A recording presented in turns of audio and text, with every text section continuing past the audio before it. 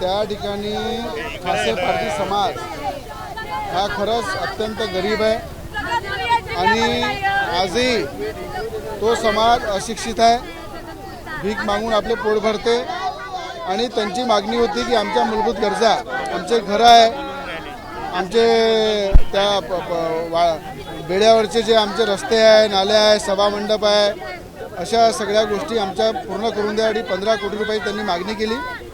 त्याचबरोबर फासे पारधी आर्थिक विकास मंडळ स्थापन झालं पाहिजे ही त्यांची मागणी होती आणि फासे पारध्यांसाठी किंवा पारधी समाजासाठी शासनाने मोठ्या प्रमाणात हॉस्टेल उभारलेले आहे। राज्याचे मुख्यमंत्री देवेंद्र फडणवीस साहेबांनी हा संकल्प केला होता, प्रत्येक आदिवासी व्यक्ती तो फासे पारधी असो की आदिवासीच्या कुठल्याही जाती असो, तो प्रत्येक व्यक्ती आदिवासी हॉस्टेलमध्ये शिकला पाहिजे। सगळ्यात जास्त हॉस्टेल हे या जिल्ह्यामध्ये उभारले, महाराष्ट्रात उभारले। माझी फासे पारधी समाजाच्या सगळ्या आई बहिणींना विनंती आहे की आपले मुलं रस्त्यावर भीक मागण्यासाठी न फिरवता, त्यांना ब्रिजच्या खाली न झोपवता त्यांना शाळेमध्ये ॲडमिशन घ्यायला लावा, त्या हॉस्टेलमध्ये राहू द्या, त्यांना शिकवा।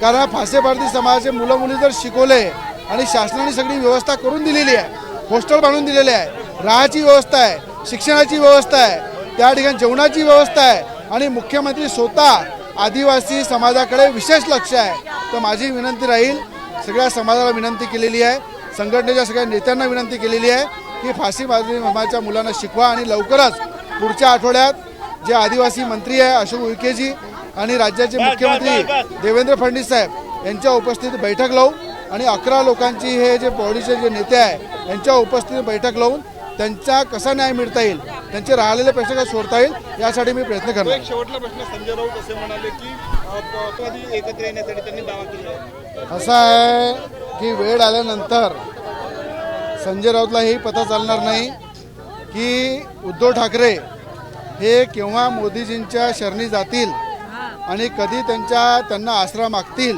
कारण देशामधला विरोधी पक्ष पूर्ण खतम झालेला आहे।